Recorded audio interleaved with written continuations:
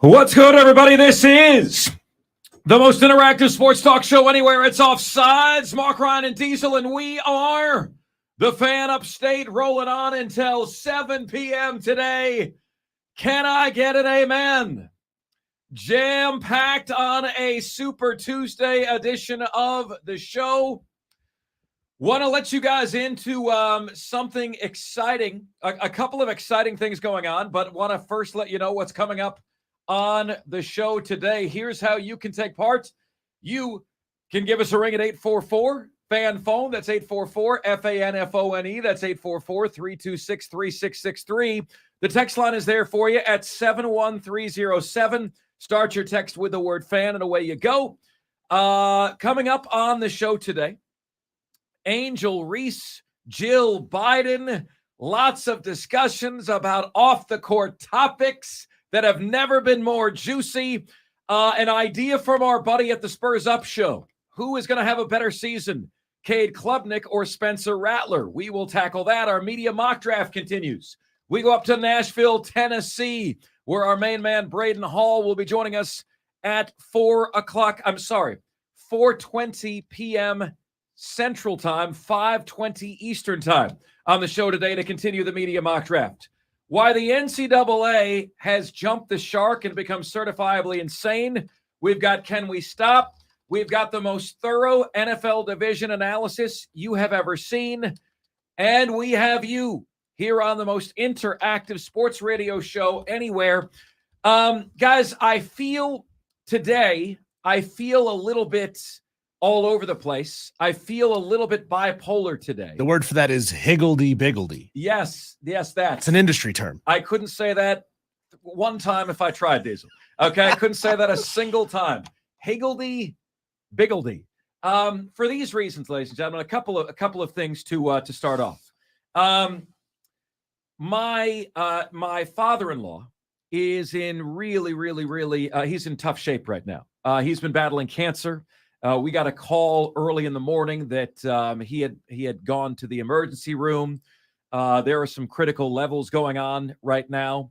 And so if I could ask for your prayers for a wonderful man and a wonderful father and a wonderful father-in-law, that would be greatly appreciated. It is deeply affecting my family at this time and my wife's family.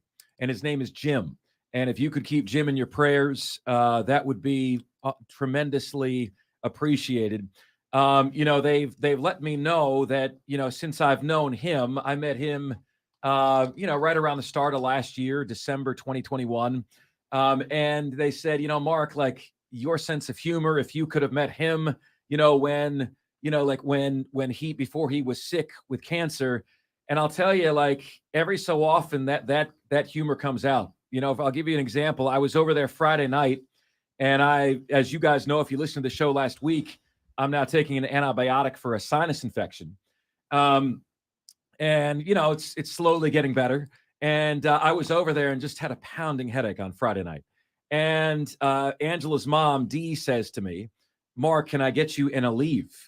And Jim chimes in and he goes, why does he got to leave? He just got here. And that's an example of love the dad jokes. Yeah, it's an example like of his, just priceless and incredibly unique and creative sense of humor. And I looked at him and I said, still got it. Here's what we should do, Mark, since Jim is a lover of the dad jokes. Yeah. We should ask the Offsiders, what's your single best dad joke? Oh, love it. What's your best dad joke? Text it to the text line, 71307. Start your text with keyword fan. Y'all know what a dad joke is. I shouldn't have to explain this to anybody, but it's kind of that deadpan, kind of like lots of puns involved in dad humor. It's designed to make little kids laugh because that's the only people who really find them funny. A lot of eye rolling with these jokes. Yeah. Give us your best dad joke on the text line, 71307. Start your text with fan. The cool thing about that is he didn't have that in his hip pocket, Diesel. He didn't know I was going to get asked, Mark, do you want in a leave, for a headache?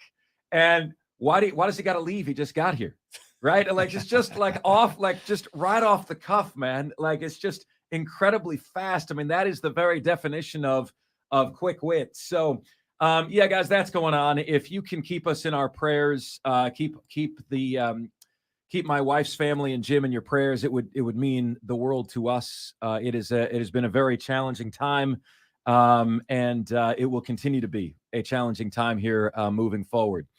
But there are some positive news and notes today. Positive news and notes. That number one, Diesel is absolutely wiping the floor with the folks in Chattanooga, Tennessee. He's tracking there in the afternoon drive, and he's doing that, and it's something he's wanted to do for a long time. And, Diesel always says to me, Mark, can you imagine if we got syndicated? Can you imagine if we got syndicated? Well, guess who's syndicated right now? Diesel is. Guess who's syndicated this Saturday? Your boy is, right? So, what's awesome about it is it just shows you that, if you bust your ass at what you want to be good at in life, people are going to notice and people are going to recognize. And since the time working with Diesel, the downloads for the show have been through the roof. The engagement through the show has been through the roof. So, Diesel, I'm going to hit you with a compliment that the grandparent that I was closest to hit me with. And that is, every time something good happened, she said, I'm not surprised.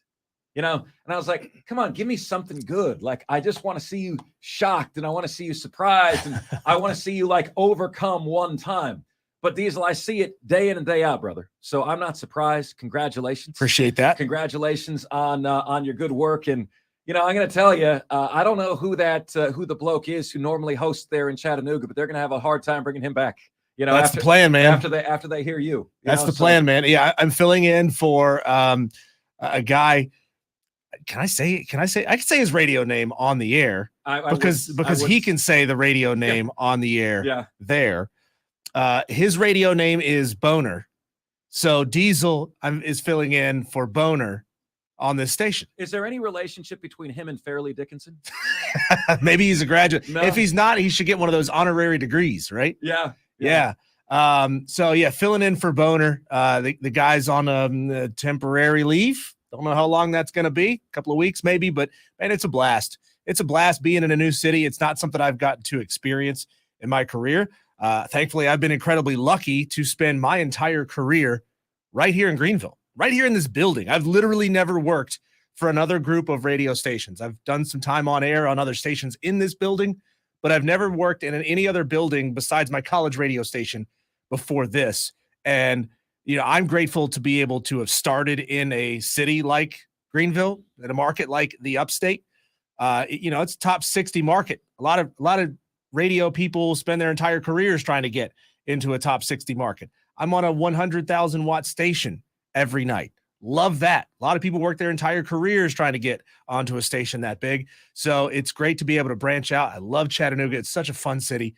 And we're going this weekend. I'm trying to solicit answers from the P1s there in Chattanooga. What should I do while I'm there? So I'm waiting for suggestions from them. Yeah, Chattanooga is it's like a 2.5 hour drive. Yeah. So I mean that's not a bad drive. It's a cool place. It's a cool town. And when you do a little market research with your boots on the ground, Diesel, it's only going to make your show better. I feel bad for Boner. Boner's going to need the little blue pill sooner rather than later. It's been a lot of fun making jokes about that. Things like, guys, you have not lost your boner. Your boner will come back. Trust me. Yeah. Your boner is fine. I've got something to help your boner. Okay. So that's Diesel. That's really good. That's really good. Congratulations to you. And wanted to also share this with you guys. Very humbling experience for me. And Diesel just touched on something that I will as well. Today, ladies and gentlemen, I signed a brand new multi-year deal with Odyssey Greenville. I'm not trying to get emotional here, but I want to thank you so much for the honor and privilege of being your afternoon company, right? And for helping us set market records and station records here. I will never take you for granted in any way, shape, or form. Because I think about you guys each and every day. I think about how much I value being here each and every day. And I think about what you guys mean to me each and every day. And so, to touch on Diesel's point about, a lot of people work up to get to this point. Like I've had the privilege of hosting in multiple top 10 markets. I have the privilege now for the last year and a half of hosting nationally on 350 stations nationwide. And what I can tell you from all of that experience is that, number one, all that glitters isn't gold. Okay. Number two, like I have wanted what I have now for my entire career. Like the average job in this business lasts a little less than 3 years. The average job in sports media lasts a little less than 3 years. I'm beginning year 5 right now here. And when I interviewed for this position, I said to my boss, I said, I want to go somewhere where I have a chance to make it my radio home. And I haven't had that. And like I've had like the same kind of sad tale as many people do in the business where they get an opportunity, rug pulled out from under them, a couple of unlucky breaks here and there. And it's, you go from market to market to market and, like it gets really depressing to pack everything up. And your next job is in a U-Haul. Everything you own, everything you have to show for your life is in a U-Haul going to the next job. And I prayed that when I got here, this would be the chance to make it something different, to make it something better. I prayed about that. And you guys have helped us make it that, right? Like I have to deliver and you guys have to respond and we have to engage and the numbers have to be there and the engagements have to be there and the sponsorships have to be there. And I appreciate you so much, you guys taking to the show and you guys helping me live my radio dream by getting to be at a place that has been able to become my radio home. I forever wanted that. Okay. And like the people that have been able to be here, like Lonzo's been here 20 plus years. Diesel's been here 15 years. I want you guys just to realize, number one, how rare and special that is because dude, I started in Tampa and I got 13 months there before they flipped the format, and I was doing well in Atlanta and was told, you're the next full-time guy. You're the next full-time guy. And like waiting, right?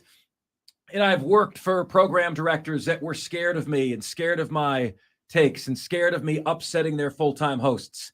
And so to be in a place where not only are you getting the reps, but the management believes in you, they see your production. It is so incredibly validating, Diesel, for everything we've believed about ourselves, right? Yeah. And I can say that I've got your 13 months and flip format beat because my first full-time offer in radio was, believe it or not, it was a radio station in Chattanooga.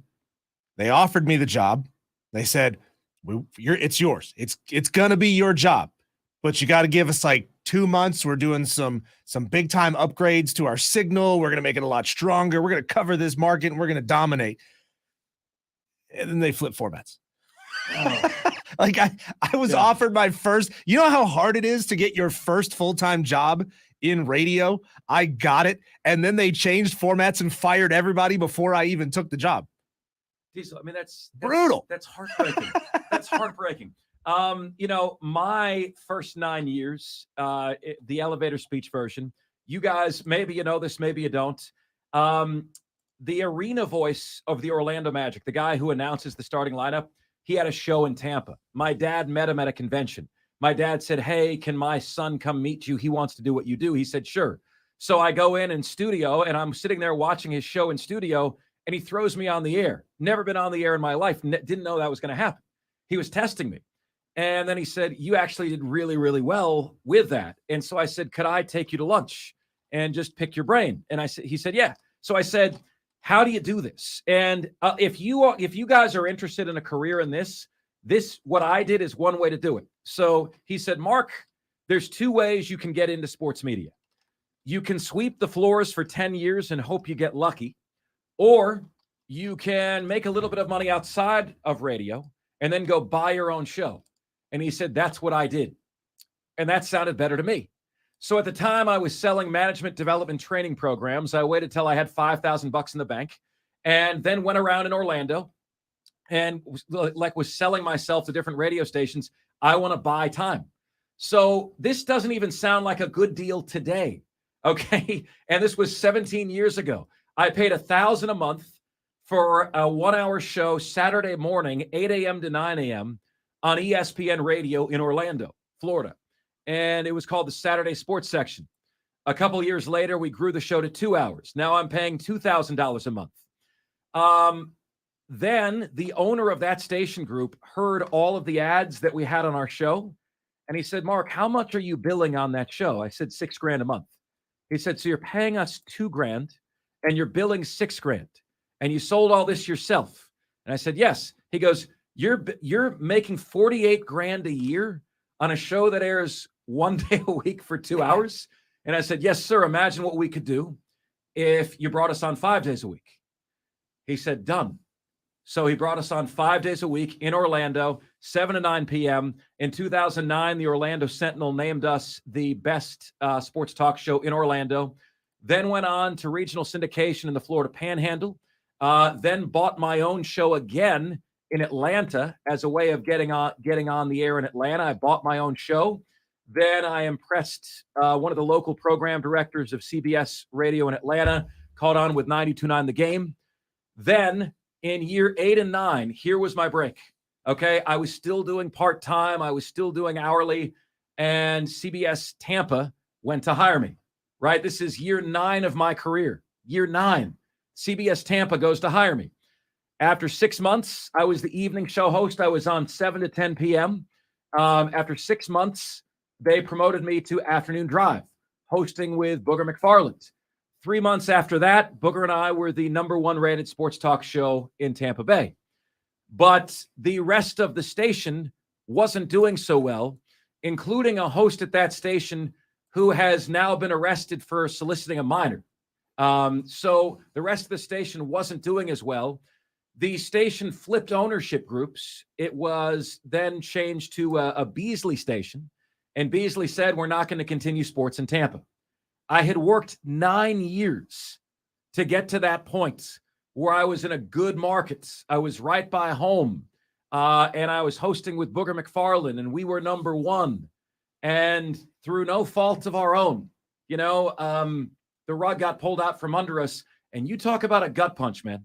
You talk about a gut punch. And I know I may have mentioned this before, but in an 8-month period of time, I lost that dream job that I worked 9 years for. I was engaged, and my fiance said to me, I'm not feeling attracted to you anymore. And so in 8 months' time, I lost my dream job. I lost my fiance. We had a house together, and I lost my puppy. And I ended up in a 1-bedroom apartment across the bridge in St. Pete. This sounds like the start of a John Wick movie. Yeah, dude. It was like riches to rags real fast. But you know what was a blessing about that? Like, you grew so much, you realized that you needed to have an identity for yourself outside of what you did and what you do. And it's a blessing that I learned that the person that I was with didn't like me for me, Diesel. She liked me for all the VIP parties that we were into. And she liked me for the position. And like, we're hanging out with NFL players all the time. And she liked me for all of that. And literally, man, 2 months after I lose the job, she's not feeling attracted to me anymore. So, it was the hardest time in my life. And I got to the place 4 years ago where I was able to come here. And I said to Mark Hendricks, our boss, I just want to find a place that if I do well, I can find my radio home. And I said, if you hire me, you're not going to be looking to hire this position again in another 2 or 3 years. You're not going to be saying, okay, like Mark went on to a bigger market 2 years later, 3 years later, etc. And so thank you guys so much for the privilege and the honor of being your afternoon company.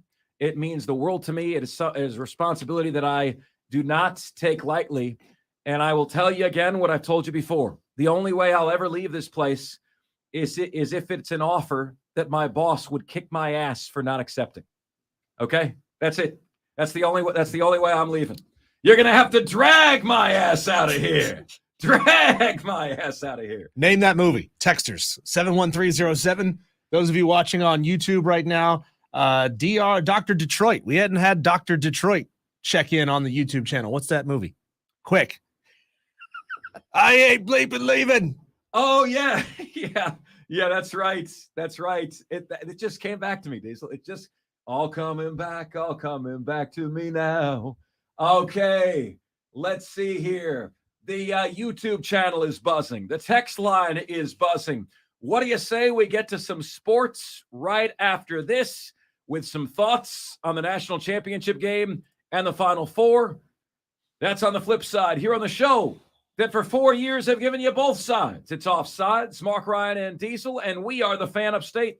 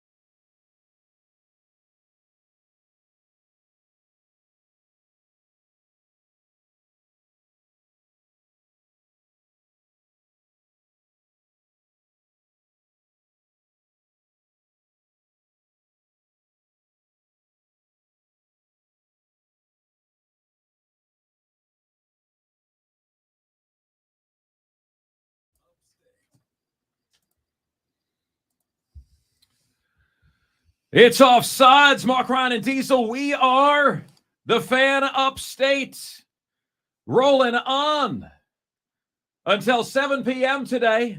Fantastic to have you guys with us. Let's see what you guys are saying here on the text line. Texter says, praying for your father-in-law. Prayer is strong. That comes from Vol87. I hear your prayer, Vol87. I feel your prayer. Thank you so much. It means the world to my family. What did the daddy tomato say to the baby tomato? Ketchup. Stole that joke from Pulp Fiction. Diesel, what is your favorite dad joke? Ooh, God, off the top of my head, that's tough. Okay, so top of my head, I'm drawing a blank. So, why is it that the worse a joke actually is, the better it is? You know what I'm talking about? Yeah. Like the more cheesy it is, the better it actually is. 2 olives on a table, Diesel, after dinner. They were just left there, fell off the plate. One is bigger, one is smaller. The window was left open. And a gust of wind comes in and knocks the little one off the table, right? The bigger one uses the gust, rolls over to the edge, looks over and says, "Oh my God, are you okay?" And the little one looks up and says, "I'll live." Mark, what did the triangle say to the circle? "I want to be in you." Wow. No, the answer is you're pointless. Oh, Circle doesn't have any points. Yeah, I'm watching our YouTube follower count plummet with every one of these dad jokes. There it goes. Right down the toilets. 71307 is where you guys can get to us on the show. Wait, Diesel is leaving for Chatty. No way. No. Thought you hated Chatty. No, I don't hate. You're trying to get me in trouble. No, I love Chattanooga. I had fun in Chattanooga.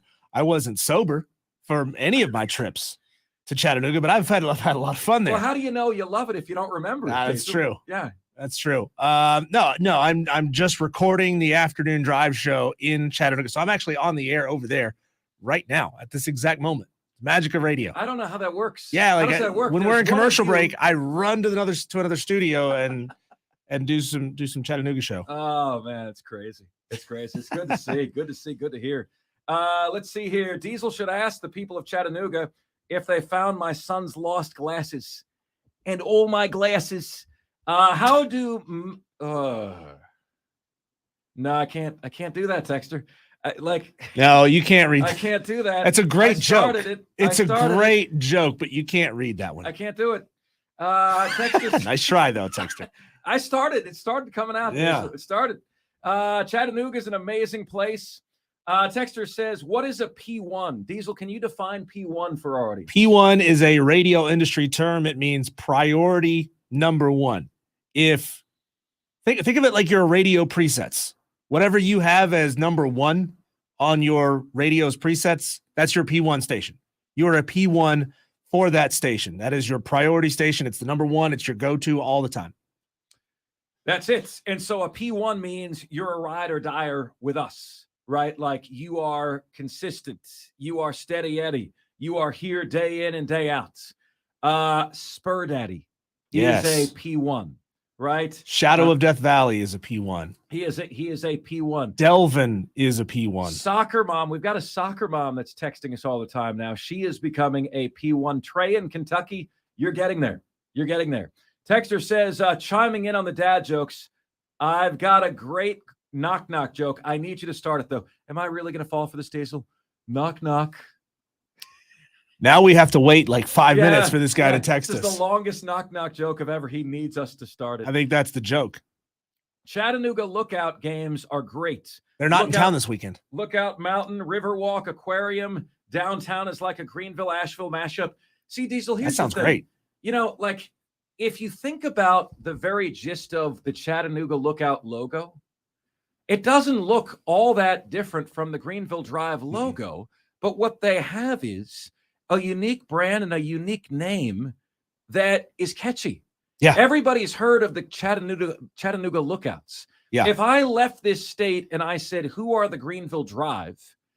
Only baseball diehards would even be able to tell me what sport they play. Yeah. Savannah Bananas. Oh, I got to go see them. Chattanooga Lookouts, the Trash Pandas, right?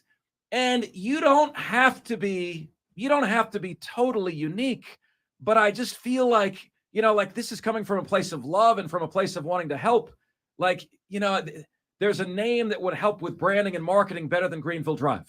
Just my opinion. Yeah. So my hometown, Hickory, North Carolina, their minor league team are the Crawdads, which is not a bad name, but like it's just an animal mascot. Like there's nothing that cool about it. They temporarily changed their name to the Dickory Dock. So they were the Hickory Dickory Dock for one game only, and then they changed it back. And I'm like, come on, guys. Hickory Dickory Dock is a great name. It's a great name. And they had a uniform that looked like a clock. Like there was brown with like wood grain stitched onto the thing. They had like little mice stitched all over their jersey, climbing all over them, like the mouse ran up the clock. Sure. And it like little gears, like clock gears. It was fantastic. And then they changed it back. What is the team name that isn't in sports but should be? You guys let us know that if we ever got a pro team here, you guys voted on it. The ideas were fantastic, as offsiders typically give us fantastic ideas. And the winner was the Greenville Spartans, because a team name of the Greenville Spartans beautifully encapsulates Greenville and Spartanburg. The Greenville Spartans. I have felt for apologies to Anderson. Sorry, you're getting left out. Anderson's part of it. Yeah, but I want to make the mascot's name Mr. Anderson. That works. That works for me. Does he look a lot like Ned Flanders from The Simpsons? Mr. Anderson? Yeah. No, he's a Spartan. No, I understand, Isla. I'm joking with you. I'm joking. Get the joke. I'm confused at what your joke is. But a mascot, oftentimes, like Blooper the Brave, doesn't look anything like a Brave. You see what I'm saying? Right. So you can the mascot can be anything you want it to be, right? Anything you want it to be. Folks, I've long felt that the New Orleans Pelicans is an awful name. Like, really, Pelicans, they're not a smart bird, and it's not a fearful thing at all. Who sits around and says, God, I got to avoid those Pelicans. I have an irrational fear of Pelicans. Who says that? The name for the New Orleans Pelicans has and always should have been the Bourbon Street Flash. Diesel, think of what you could do with the logo. You've got women facing the other way on a shirt, lifting the shirt up. Nice. Right? I like that. With just like the outline, right? The outline, like the side cleavage, right? There is so much you could do with that. And you would have the coolest name in sports, right? The coolest name in sports. When we were in Tampa, Diesel, they had the slogan for the team was, "It's a Bucks life." And because the team was awful, every time they lost 30-3, everyone would hashtag "It's a Bucks life." You know what I mean? Every single time. And it should have been, "Get that booty." Because what do Pirates do? They get that booty. And then think of what you could do with that. Get that booty. You know what I mean? And they won't do it. So it's like, that's where I respect the hell out of the Furmans of the world, who own F you all the time. F you one time. My stupid alma mater, Florida, no, we're going to be the University of Florida. You had the option to be FU, and they chose UF because they didn't want to be FU. Losers. Speaking of losers, Mark, I don't know if you were going to bring this up, but I'm not going to let you weasel out of this, okay? So I'm out today. This happened about an hour and a half ago, and I see a guy. He's probably in his mid-40s. He's wearing a Florida Gator hat. It's got the little oval logo with the Gator inside of the orange and blue. Right. He's also wearing a Duke Blue Devils t-shirt. So the thing that you accuse Clemson football fans of doing, which is root for Clemson football, and then when football season is over, root for Duke basketball, there's a member of your own fan base, Mark, who is guilty of this very sin. Correction, Diesel. There was a member of our fan base that is guilty from our sin. He's leaving, Diesel. He's leaving. I'm not leaving, but he's leaving. That's pathetic, guys. That's pathetic. Can you please do me a favor on behalf of Diesel and I and everyone affiliated with the Fan Upstate? If you know of anybody that claims 2 major schools, can't do it. Tell them that is a felony in the rule of sports fandom and is a direct violation of rule number 3 of sports fandom. So you get 1 big school and you get 1 small school. You do not get Florida, and you do not get Duke. You do not get Clemson, and you do not get Duke. You do not get Alabama and South Carolina. You don't get to choose two big teams. I don't care where you grew up. I don't care if your dad went to this school. I don't care if you're a dad and your daughter goes to Clemson and your son goes to South Carolina. You do not get two big schools. Allow me to make myself clear. So people have asked this question, and I don't know that we've made an official ruling on this. What happens if you have two kids in two major schools at the same time? I feel like, and especially if you're paying money to these schools in the form of tuition, I feel like anytime you go out to avoid any kind of confusion, you need to pick one and exclusively rock that school. Let's just say, for the sake of argument, you got one kid at Florida, one kid at South Carolina. Okay, you go out on a Tuesday, you got to rock all Florida gear. And on Saturday, you go out, you got to rock all South Carolina gear. Like you cannot mix. You cannot mix your schools in your outfit. Yeah, but Diesel, you're not allowed to own two different brands of clothing for two different major schools. You're not allowed to own it. You guys understand me? So if you want to not be found in violation of the rules of sports fandom, here's what I need you to do. Go home, open your little musty, dusty closet, okay? Take your stupid little secondary sports team gear off of your shelves and burn the sucker and throw it away. And don't ever let us see you in it again. Because to have a Florida shirt and a Duke hat or a Duke shirt and a Florida hat, that is blasphemy to school number one. You are cheating. And we don't do cheating here on the show. We don't do it. There are no exceptions to this, folks. It's not, oh, well, my daughter went here and my dad. No, you pick one. You can do Furman and Florida because that's big school and that's small school. Diesel could do Clemson and Appalachian State if he chose because that is big school and small school. Actually, App State has more students than Clemson. How about that? How about that? We are the big school. Look at that. You are the big school. 71307 is the number to get to us on the show. Here. Believe it or not, we have the same number of national titles in football. 0? 3.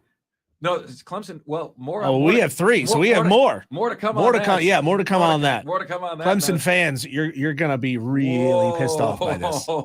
Yeah. Get ready. It is about to hit the fan. Have you guys ever had that conversation that you had to have, like with your lady or an ex, and you just know it's going to be cataclysmic? You know, when you bring the topic up, that you better have all sorts of body armor around you. You know what I mean? For what's going to happen, items will be thrown. GAD on the YouTube stream says that's why house divided flags and license plates exist. No, buddy. No, you got to pick one. No.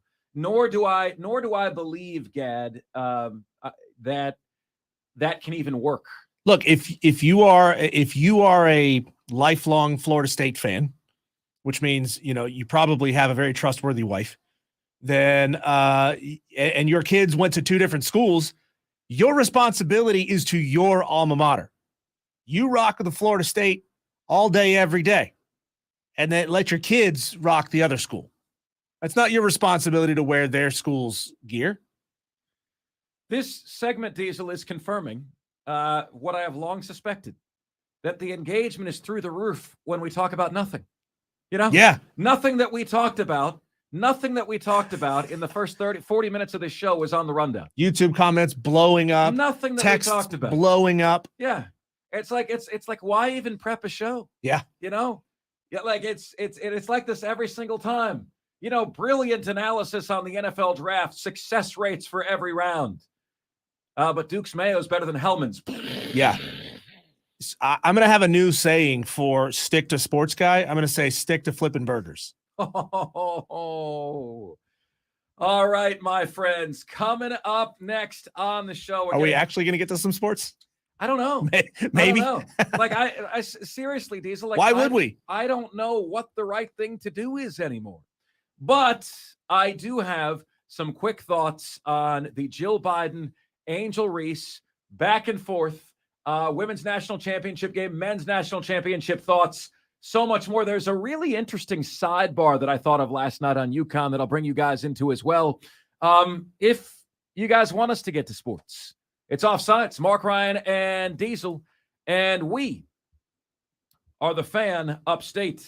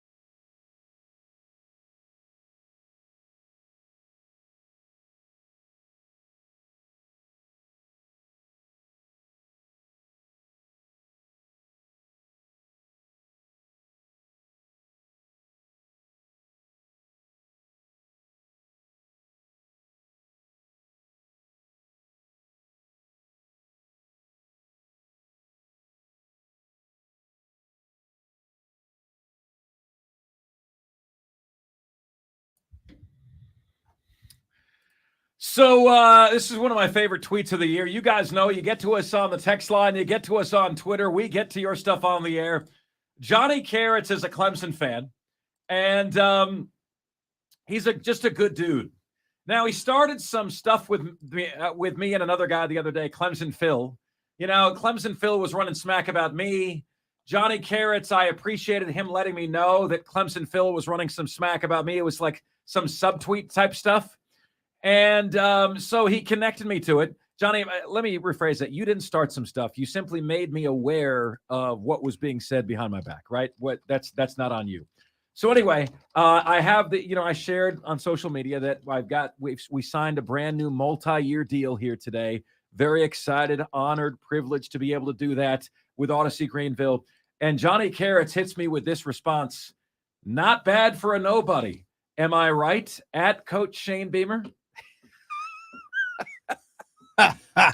Congrats, man. Well deserved. He says that might be my favorite tweet ever, Johnny Carrots. And the fact that you tagged Shane Beamer in it is just that is just the icing on the cake. So thank you so much, sir. He sent us a picture letting know that he's locked and loaded and tuned in, and we appreciate that so very, very much. Okay, folks. So at 4:00 today, there is a topic that if you are a Clemson fan, this is very likely to incense you. Okay? And if it doesn't incense you, you and I are not made of the same thing because it affects me as a Florida fan and it incenses me. That's coming up 10 minutes from right now, right at the top of the hour.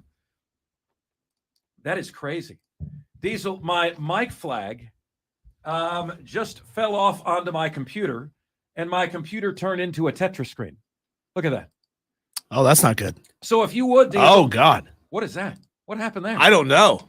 That's really something not good. Really bad happened there. No, really not good. Diesel, if you don't mind, could you get to the text line today? Because obviously I cannot do that. I was going to catch us up with where we were and where we left off to let everyone know we're getting all their thoughts in here today. Yeah. Okay. So we left off.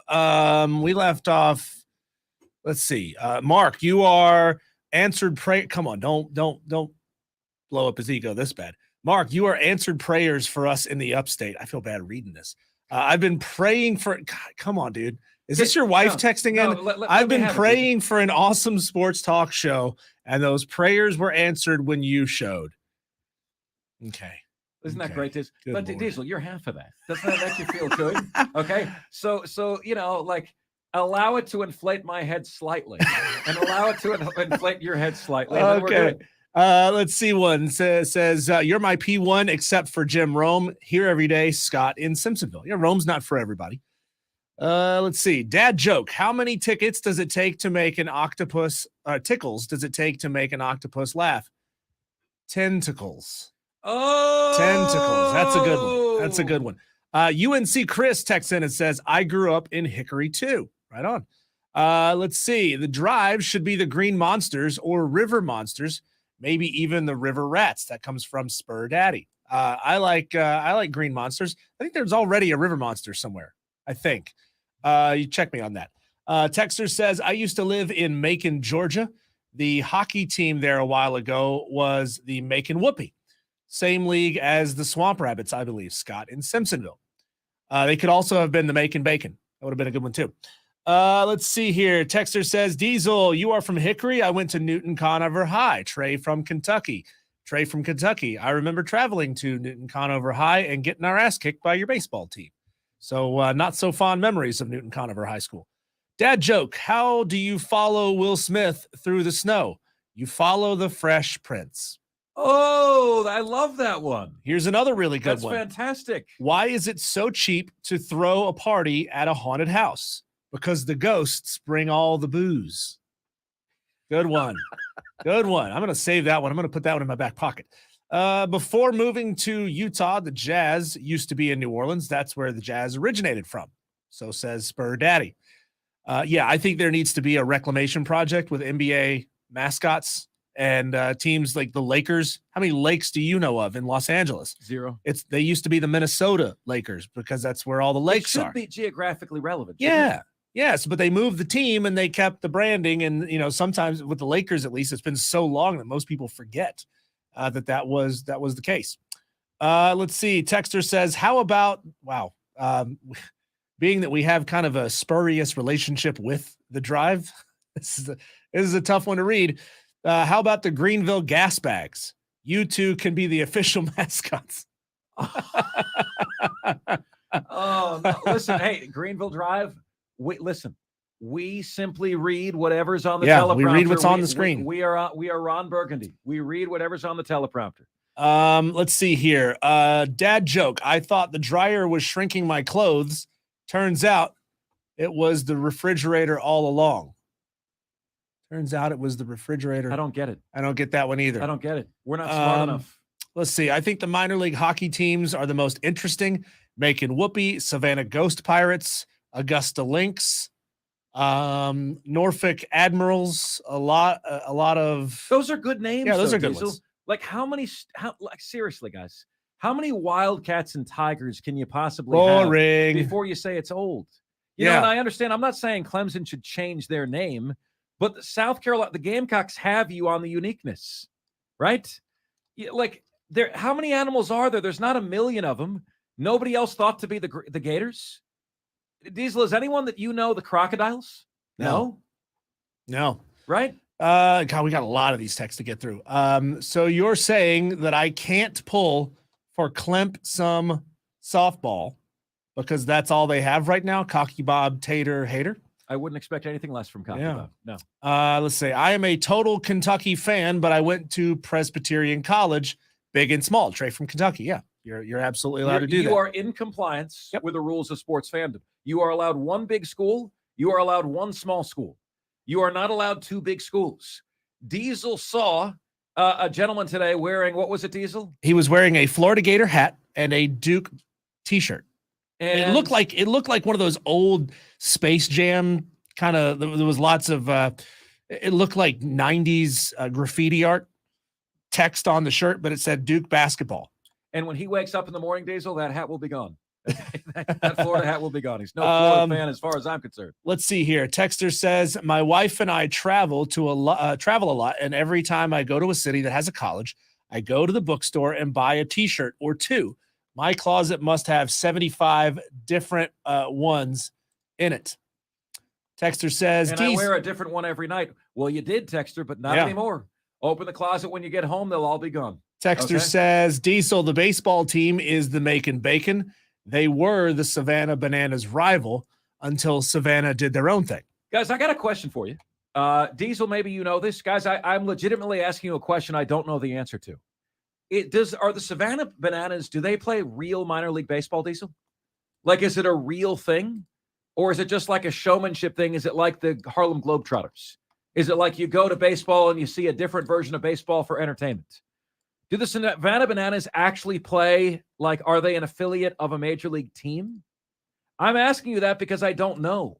You know, I don't know if sanctioned baseball would allow you to do all the stunts that the Savannah Bananas do. It's awesome, and I love it, and going to a game is absolutely positively on the bucket list, right? I just don't know if that's sanctioned baseball. You know what I mean? It feels much more in line with beer league softball, but it's awesome, and I love it, and I love who they are, and I love what they're about, and I just don't know the answer to it. I don't know the answer to it at all. If you guys know, let us know. 71307 on the text line is where you can get to us. Up next, this topic would incense me if I was a Clemson fan. I'm a Florida fan, and it incenses me. I'll share this with you next. Maybe you can talk me off the ledge. It's Offsides.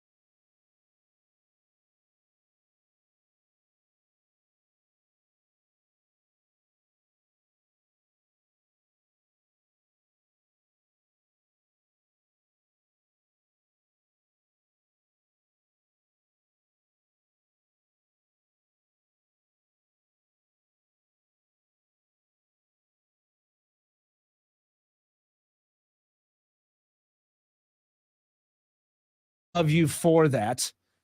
And there's just a lot going on at the same time. There we go. I got to bring us back onto the YouTube stream. But we have doubled the size of our subscriber base just in the last 4 days, Mark. 4 days. We have doubled our subscriber base, and we cannot thank you guys enough for jumping on board. At the Fan Upstate is where you can find that. Go over there and hit that subscribe button. We would totally appreciate that. But we got some comments to get to over here on this side. A lot of comments on the YouTube channel. Let's see here. Gad says, I'm not a fan of the house divided license plates, just saying that they're everywhere.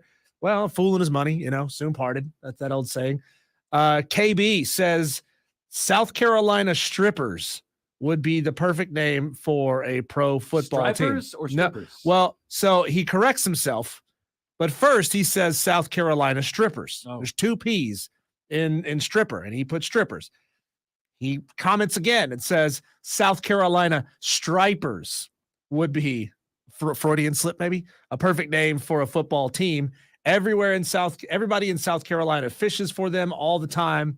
Perfect fit. So South Carolina Stripers. That's not I'm bad. glad he explained that, Diesel. Yeah. I didn't know what a striper was. It's a striped bass. I got you. Yeah. Okay. Gad says Florida Ice Gators was a clever name for, I guess, for a local hockey team there somewhere in Florida.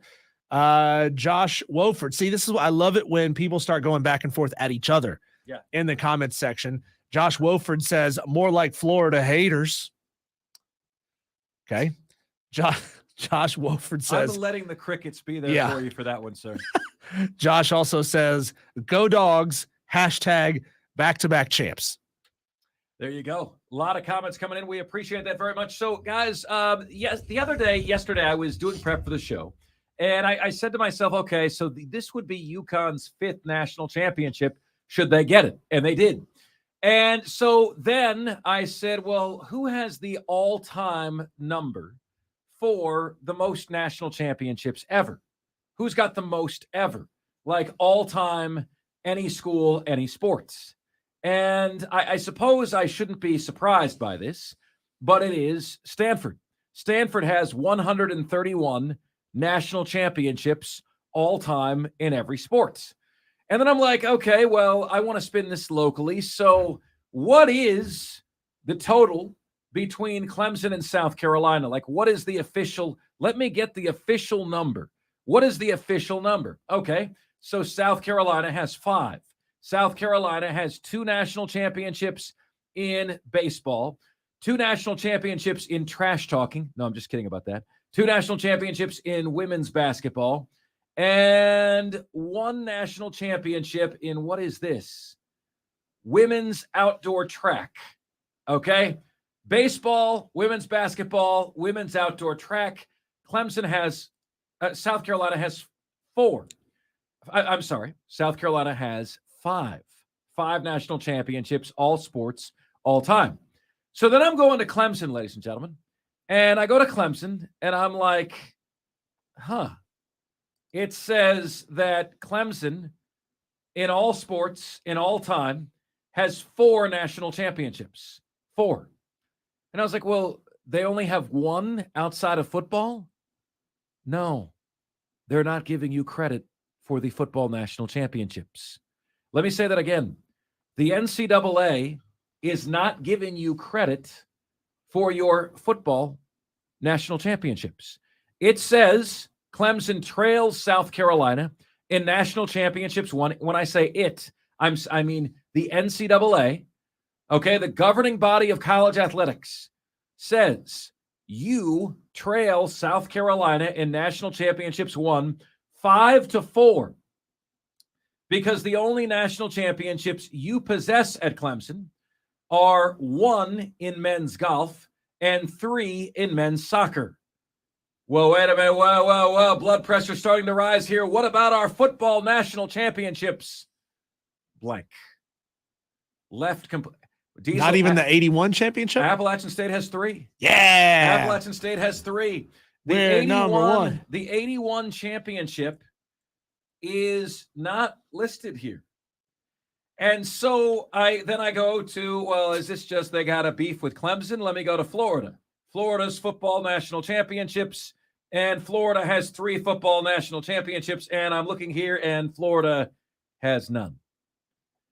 Folks, the National Collegiate Athletic Association, the NCAA, the governing body of college athletics, does not recognize the national championships from my school and your school and many other schools at the FBS level, because the method used to crown that national champion is not NCAA sanctioned.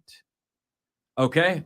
So, when you have heard the phrase mythical national championship in your life, right? Anytime you've heard the phrase mythical national championship, to me, Diesel, when I hear that phrase, it means the recruiting national championship. That's a mythical national championship. Sure. Okay, you won something, that's cool. You got the best talent, that doesn't mean anything. But no, actually, the national championships that you believe you have won are mythical in nature because, quote, the NCAA does not recognize official national championships for the football bowl subdivision. The relevant recognition before 1978 came from various entities, including coach polls and media ballots. The NCAA does not recognize this. So when they're tabulating national championships by school, Clemson has fewer national championships than South Carolina, when that should be 7-5. It should be 7-5 in favor of Clemson. Florida has 40 national championships, pop your collar player, but they should have 43 because you know as well as I do, Diesel, what do we always say? You trade 6 of those other national championships for 1 football national championship, and it's unbelievable to me that the NCAA, Diesel, would send out this list, of all the national championships here. It sounds so spiteful and petty. And then you include those. You look under football, and then you go down by the school, and schools that have won national championships, there's nothing there. There's literally nothing there. I'm on the official NCAA page.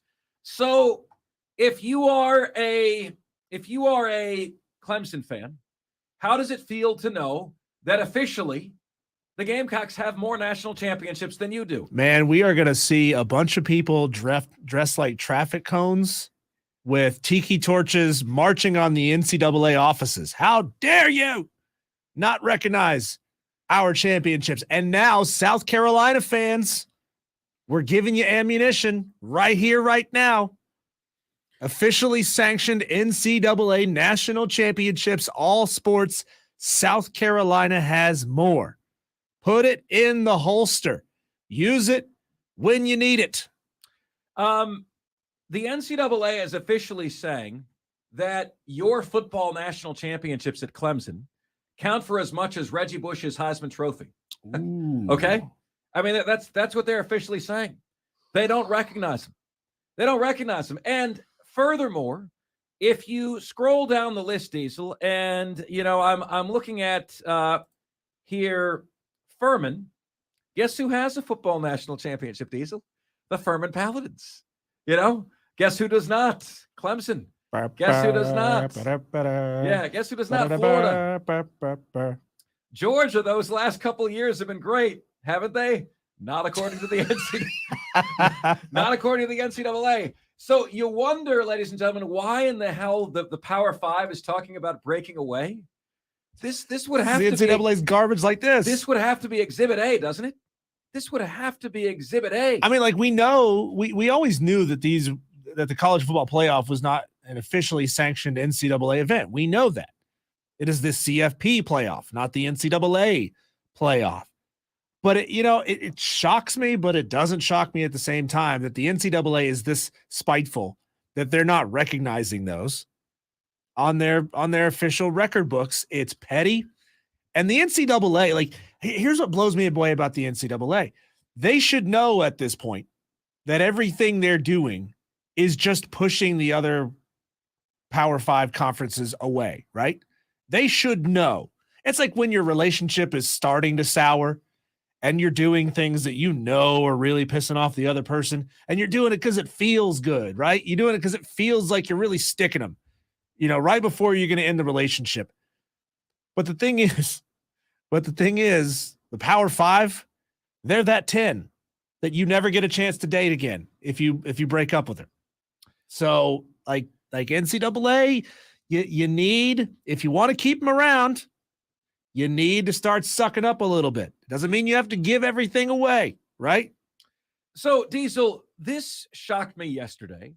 And frankly, this is also shocking me again today. The response yesterday when I tweeted this was, everyone knows we still won. We're not getting texts on this or calls on this right now. How the hell are you guys not outraged about this? You have 0 football national championships. Clemson, you have 0 football national championships. Florida, you have 0 football national championships. So long as the NCAA is overseeing this sport, you and I have not won a national championship. How is this not enraging you? This is an outrage to me. Tiger fan Clint on YouTube says, this would have bothered me more 10 years ago, but the NCAA's days are numbered. So, we still have the trophies. You have trophies, but not for anything that is recognized. You know what I mean? So in other words, Diesel, and now I get it. Now I get why UCF did what they did. Because as none of these trophies are recognized, UCF has as much acclaim to it as anybody, right? UCF has their mythical national championship. Clemson has their mythical national championship. Remember UCF, they beat Auburn and they beat who did they beat? LSU and Auburn or somebody in the same year. And they won the national championship. They had a national championship parade. That national championship is recognized as much as yours. What about the year that Texas played Southern Cal for the national championship? And I believe Auburn was undefeated that year, and they felt like they had a claim to go to the national championship game. So why doesn't Auburn, it feels, like if you go way, way back to the 20s, 30s, and 40s, you had sports writers from all over the country declaring national champions, right? So that's how you have schools like Michigan who claim 137 national championships because, John Smith, the writer from the Duluth Gazette at the time, claimed Michigan to be the national champions. So they're like, yeah, we got a title here. We got a trophy here. It feels like we're getting back into that territory where people can ignore the facts and substitute their own realities. It does. And it's, guys, I mean, you tell me why this isn't a big deal. I'm asking you for therapy because frankly, I'm pissed off and I don't get why this isn't a big deal to anybody else. I was at the national championship game Florida won in 1996 over Florida State. Then they won 2 more, 2006 and 2009 with Urban Meyer. You mean to tell me that was all a mirage? It didn't happen? It's been stripped from us? It's not acknowledged? What the hell is the NCAA doing having all these lists and rankings of most national championships when they don't have the one that counts the most for anybody? Georgia accomplished nothing the last couple of years, according to them. This is unbelievable, and it's a clown show, and this is why everybody's leaving this godforsaken organization. Do not put out a championship summary, Diesel. Okay? Don't put out a championship summary by the NCAA on January 20th, 2023 that has a list of who has the most titles by sports, and then it has nothing freaking there. This is the nerdiest way for any organization to throw shade. They're throwing shade with a PowerPoint presentation. That is how many pages are even in this thing? How many pages are in this presentation? Let's see, Diesel. 20 pages? I am on page. It ends on page 45. Diesel. So they're oh my God, the NCAA, what are you thinking? They are throwing shade with a 45-page PowerPoint presentation. They knew full well that not including the college football playoff national championships would be a provocative thing. And so they're trying to make it go viral. The only way those nerds up there know how is with a PowerPoint presentation. Man, there's going to be a strongly worded Word document that's just going to blow the roof off this thing. Diesel, can you help me out? Who won the FCS national championship this year? I know it wasn't North Dakota State. Incarnate Word played. Who They did they lost. play? Who did our Incarnate Word play? Yeah. It was it South Dakota State? No, it was. I don't know who won the FCS national championship this year, but a texter wants to know how would they count it? Well, all the FCS national championships in football are counting. So at the FCS level, South Dakota State won it this year. That was last year. Sorry. Yeah. 23. So like they're counting the FCS. So the FCS is playing their national championship the way the NCAA wants you to. The FBS is doing their own thing. And because the FBS is doing their own thing, the NCAA doesn't count it. Yeah, it was South Dakota State. This year? Yeah. It was South Dakota State. Yeah. Again. Wow. No, you're thinking North Dakota State. Oh, You're thinking of the North Dakota State Bison. Okay. The Bison. They don't like you saying bison. It's Bison. Versus the South Dakota State Jackrabbits. North Dakota State won it in 2021. So, man, all that college football power in the FCS is up north in the tundra. Well, guess how many national championships South Dakota State has, according to the NCAA? Diesel won because it's got more than Clemson. Because it's recognized. South Dakota State, who just won their first, has more national championships than Clemson.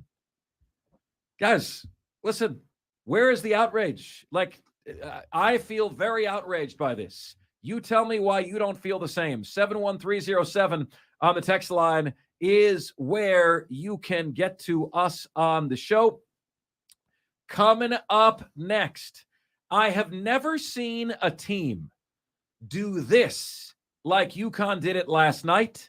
That, my friends, is next. And this is the most interactive sports talk show anywhere. It's Offsides. Mark, Ryan, and Diesel. And we are the Fan Upstate.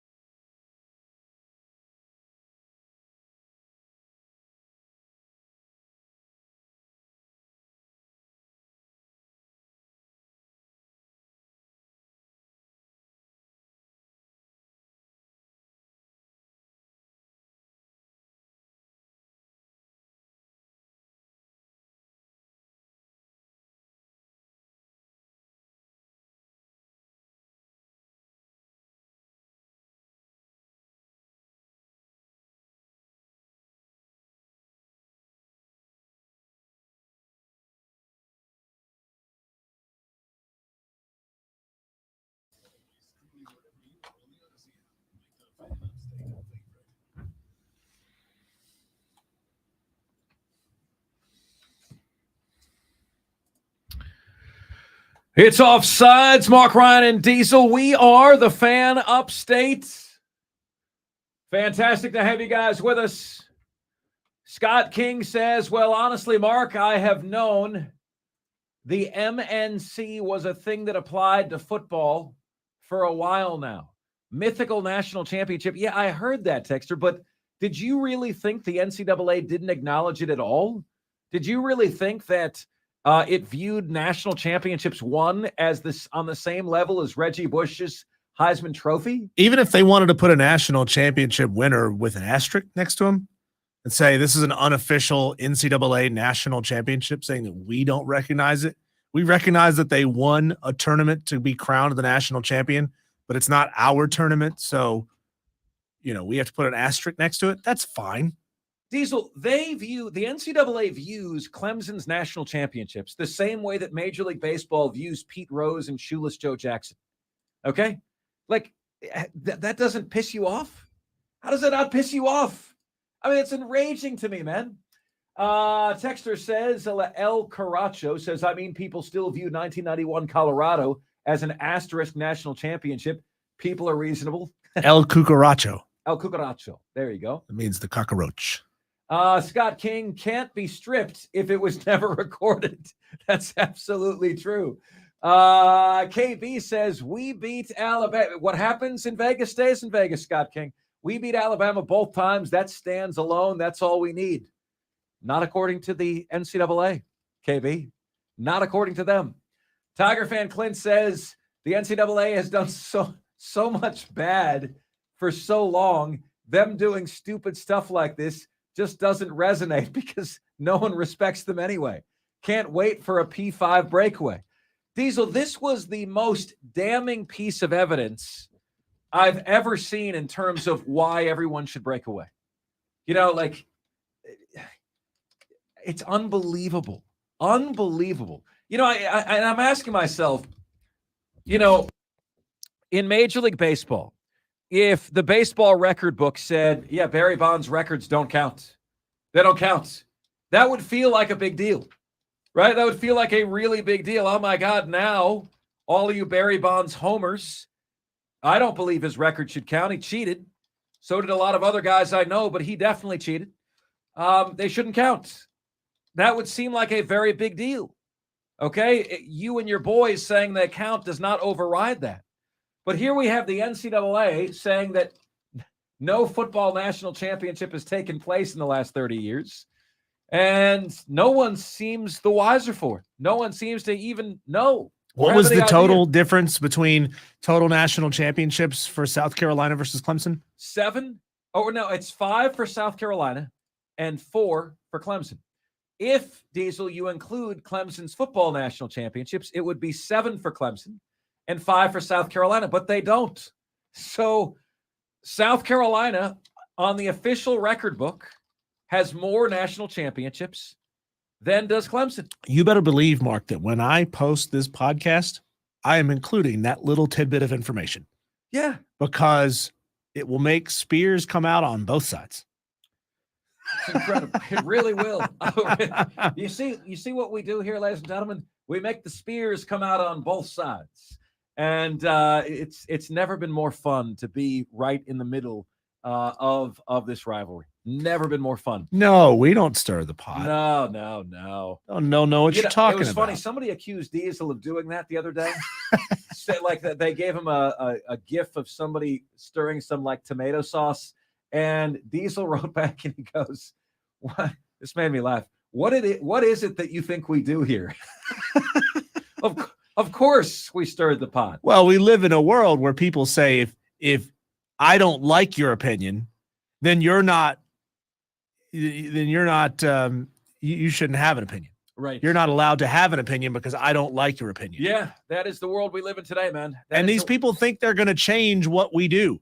Here's all the people who are the real clowns, because we get the clown emoji thrown at us a lot. The clowns are the ones who think they're going to change what we do by including a little clown emoji in their response. Great. Cool, man. Have fun stamping parts over at GE for a living. That one got me. Every other clown before yours that was sent to me missed me, but yours hits. Yours hit and yours hurts. And that is really going to get me to change my ways. Folks, I had a conversation with somebody recently, and he said, it was somebody in the media, and he said, Mark, I don't respect what you do.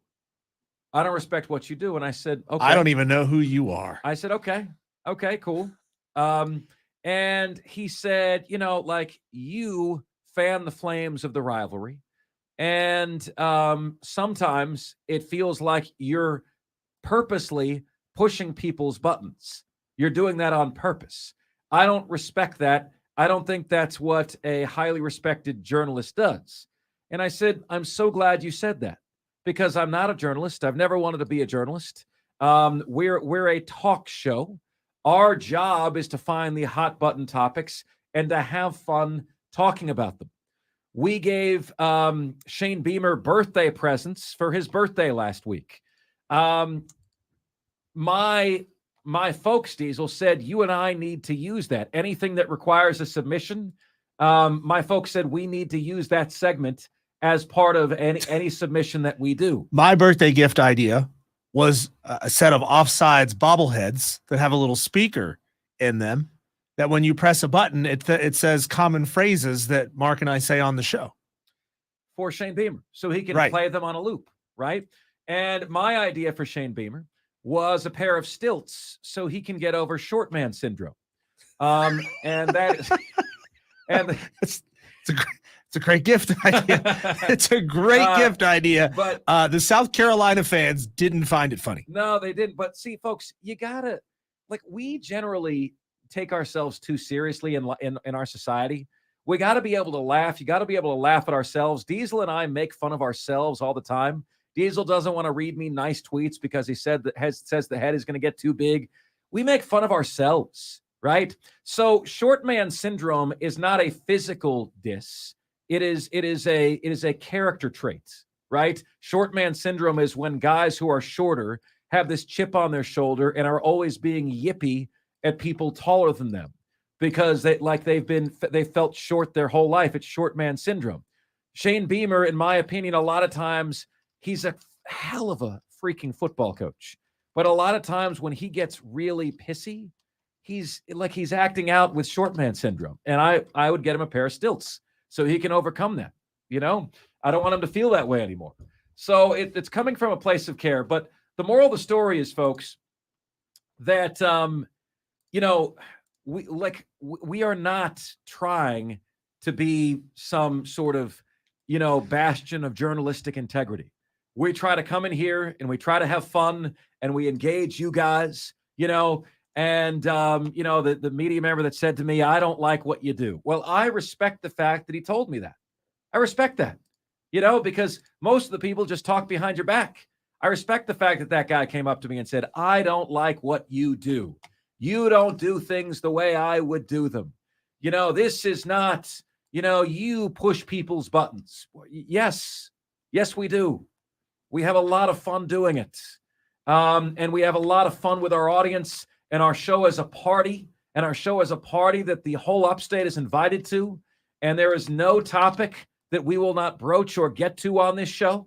There is no topic that we will avoid. And there will be never a day where that changes so long as I'm here. Mark, do you know the movie Almost Famous?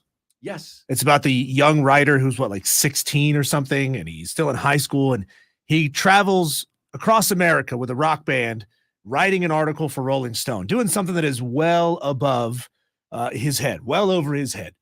And there's a famous line from that movie from a character by the name of Lester Bangs, played by Philip Seymour Hoffman. He is a writer himself, a longtime industry stalwart. And I think what he said would apply to people like this journalist who didn't like what it was you had to say. Quote, you'll meet those people again on the long journey to the middle. Like, that guy's mentality is going to lead him right to the middle. Yeah. Good luck. Enjoy that. Enjoy having, 2,200 followers for your entire career. I might flame out, right? I might flame out, but I will go out in a ball of flames before I go out, not firing every bullet in my holster, and that's just who we are, and it's what we're going to be. Folks, coming up next on the show, who's going to have a better campaign in 2023? Is it Cade Klubnik or Spencer Rattler? We'll have the debate with you, and we'll do it next, right here on the most interactive sports talk show anywhere. It's Offsides, Mark, Ryan, and Diesel, and we are the Fan Upstate.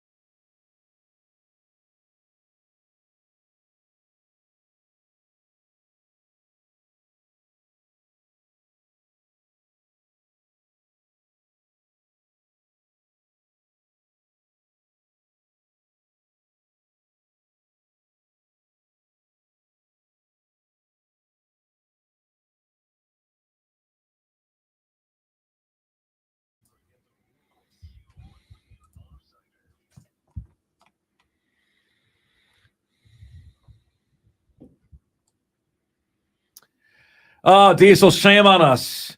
TJ's dad joke was great. And Melinda had to explain it to us, Melinda and Greer, because you and I didn't get it. Whew! What's that sound? It's that joke going right over our heads. Whew! The joke was, I thought the dryer was shrinking my clothes. Turns out it was the refrigerator all along. Diesel, we can figure that out. How would a refrigerator shrink your clothes, Diesel? Because you're eating too damn much, Diesel. Okay, yeah, right. Shame on us. Shame on us. Melinda, P1 listener, and Greer explained it to us. She says, I think the refrigerator joke meant he overate and got fat, so he couldn't fit in his clothes.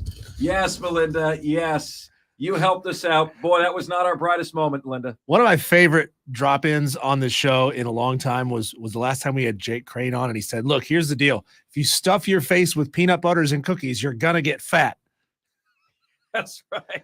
Whew, harsh realities. It's true. Tiger fan Clint, we've asked for dad jokes today because my father-in-law is quite sick, and he's got such a sense of humor, right? And I was over there Friday night. You guys know last week I had a sinus infection, and so when I got over there, I had a pounding headache, and Angela's mom says to me, Mark, do you want an Aleve? And Jim, her father, says, why does he got to leave? He just got here.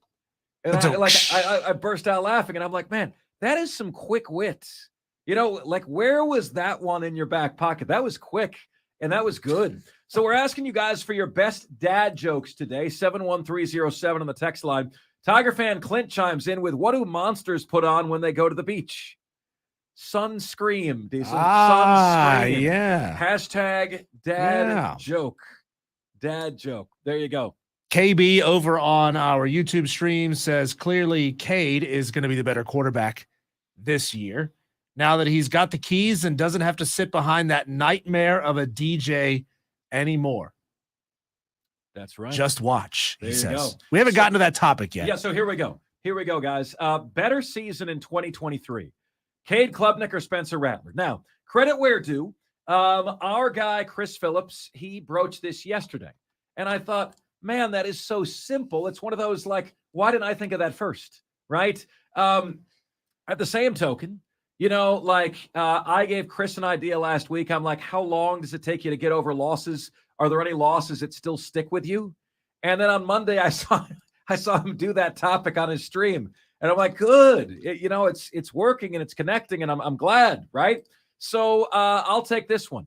Cade, Klubnik, Spencer Rattler. Who has a better season 2023? Now, I've always got to put my own twist on it. And my own twist on it is this. Mike Leach, who college football is never going to replace. And sadly, and I think it's enough time has now passed to which I can say this, I think Mississippi State goes immediately back to being a nothing program without him, even though Chris Arnett is the toughest coach in the SEC and would win a last man standing contest in a fight. I think they go right back to being irrelevant without Mike Leach. They needed a guy like that to be relevant. But Mike Leach, I'm going to pair Cade Klubnik and Spencer Rattler up against Mike Leach's traits for quarterbacks. Okay. And we're going to find out who fares better. Okay. Who fares better in the quarterback traits according to Mike Leach? In other words, you know, the answer to who's going to have a better 2023 season can be found by simply answering what quarterback would Mike Leach want between the two. Okay, which of the two quarterbacks would Mike Leach want between the two of these guys? So, without further ado, let us start out with a doozy, and it is accuracy. Who is more accurate? Cade Klubnik or Spencer Rattler, right? Who is more accurate between the two? What would Mike Leach say about that? Well, one thing you can do right away is you can pull up the statistics from a year ago. I understand Spencer Rattler played a lot better later, but for the year, he completed 66.2% of his passes. He is back for another year. Cade Klubnik is back for his first year as a starter. Cade Klubnik completed 61% of his passes. Diesel, I would say at this stage, including some of the unbelievable throws I saw and witnessed with my own eyes in Death Valley, I would say Spencer Rattler has the edge in accuracy. It's close. It's close. I would say Rattler has the edge in accuracy. I think Rattler can make accurate throws. I think Rattler is wildly inconsistent with when he throws accurate throws. I mean, we have a regular guest of this show who has a certain feeling about Spencer Rattler. They got to get that guy out. They got to get him out. He's going to blow the whole thing, I'm telling you. And he's talking all about sailing passes and throwing into tight windows when he shouldn't be. He wants him gone. Boom, out of here. That's Crazy Ralph. We miss Crazy Ralph. We haven't heard from you in a while, Ralph. What's going on? So, Diesel, your vote for more accurate. My vote for more accurate right now, I'm gonna say Cade, but that's not really saying a whole lot. I don't have a whole lot of faith in either of them to be accurate. Again, yes, it's not accuracy, it's consistent accuracy. And we don't have enough data on Cade, and we do have data on Spencer. Can he fix his consistency issue this year? Here's the next one. Here's the next Mike Leach trait. Who is going to have a better season in 2023? Decision-making. Cade Klubnik or Spencer Rattler? This is one that can be seen on the turnover front. Cade Klubnik had 100 pass attempts, had 3 interceptions. Spencer Rattler had 399 pass attempts and 12 interceptions. In other words, they have essentially the same interception rate. For every 100 attempts, they throw 3 interceptions. 3% of their passes are picked off. I'm going to give the nod here to Cade because when Spencer Rattler is off, Diesel, he's way off. South Carolina beat Clemson because of Spencer Rattler, and had they lost, it would have been because of Spencer Rattler.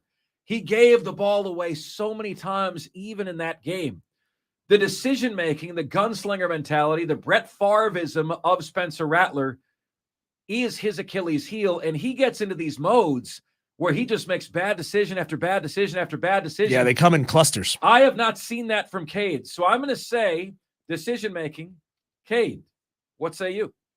Yeah, I agree with that. I agree, and that ties right back in with the accuracy conversation. He doesn't make great decisions. He gets a little wild sometimes, and he tends to do it multiple times in the same game. He is a liability at times at quarterback. He is also a massive, massive game changer when everything is going well, but it's not always going well. Guys, we need you to break the tie on the accuracy because Diesel and I are split on this. I think Rattler's more accurate than Cade. Diesel thinks Cade is more accurate than Rattler. Next vote that comes in breaks the tie. That quarterback gets the accuracy points. So let us know what you think. 71307 on the text line. Just start your text with the word fan and away you go. Next trait that Mike Leach looks for, Diesel, is quick feet. He said it makes me sad to read these Mike Leach quotes considering that he's no longer here with us. He says, there's a difference between quick feet and fast, right?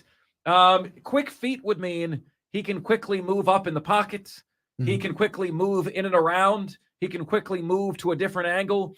Pat Mahomes, Diesel, is a perfect example of a guy who has quick feet but isn't fast, right? Sure. He's fast enough, but he's got quick feet. It's like escapability. Yeah, he's always escaping, and like he's got the weird arm angles where he's side-arming throws and everything like that, right? So quick feet, Spencer Rattler or Cade Klubnik? Man, right? we haven't seen a whole lot of footage of Cade having to escape. Obviously he didn't do a fantastic job of that in the last game of the season. So by default, I'm going to give the edge to Spencer. I think Spencer Rattler, I think he's escapable. He has enough escapability to get out of the pocket when he needs to. He has enough athleticism to make big plays when he needs to. So I'm going to give it to Spencer. I'm going to give it to Cade. So we have another tie here, ladies and gentlemen. I think it's very close. I think both of these guys have quick feet. I think Cade's feet are a little bit quicker then Spencer's next text that comes in breaks the tie. Okay, that will be the person that gets strength here. So here is the next one, Diesel. Strong arm. Oy. Strong arm. I'm going to give that to Cade. You're going to give strong arm to Cade. I'm going to give strong arm to Cade. Look, arm strength really only comes into play, what, 4 or 5 times a game max? When like a lot of these teams are not throwing long passes down the field very often. Cornerbacks are too good in college football. Like you're not having wide receivers that are just dusting the DBs, and you got to throw it 50 yards down the field accurately. Accuracy to me means a lot more than arm strength. So, and with Spencer, again, I don't see the accuracy when he has to throw downfield, and I would attribute a little bit of that to arm strength. So Diesel says Cade has a stronger arm. I'm going to agree with Diesel. Cade has a stronger arm. And then fast, Diesel. Who is faster? Fast. Cade or this is like Lamar Jackson, Michael Vick question. Yeah. I think it's Cade. I think it's Cade only because Spencer's a little bit bigger of a guy, isn't he? He's a little bit taller. He's a little bit bigger. And he's maneuverable enough for his size, but I don't think he's a very fast guy. Like, you know, when you see FCS quarterbacks who are just great athletes and they can dust DBs that are chasing after them when they scramble and get out of the pocket, I don't think Spencer is going to outrun a whole lot of people. There's some great dad jokes coming in, man. I'm sorry. There's some great dad jokes coming in. Okay, guys, who has quicker feet? We need you to break the tie between Diesel and I. Quicker feet, Cade or Rattler? We'll give you the official scorecard when we come back. Diesel, I got before we go. Hold up. Why does the Little Mermaid wear seashells, Diesel? Well, it's to cover her you-know-whats. Because she outgrew her bee shells, Diesel. Oh, nice. Why does she wear seashells? Nice. Because she outgrew her bee shells. I think Ursula wears some G shells. Oh, she does. She does. Triple Z. Posts 1989 says, here's a dad joke for you, Mark Ryan. My wife was fussing at me because I don't treat her like I used to when we were dating. So here's what I did. I took her out for a cheap meal, argued with her because she wouldn't kiss me in public, and then dropped her off at her mom and dad's house. That is tremendous, my man. Dad jokes extraordinaire coming in today. We've got the top 5 at 5 coming your way next. Right here in the most interactive sports talk show anywhere. It's Offsides. Mark Ryan and Diesel, and we are the Fan Upstate.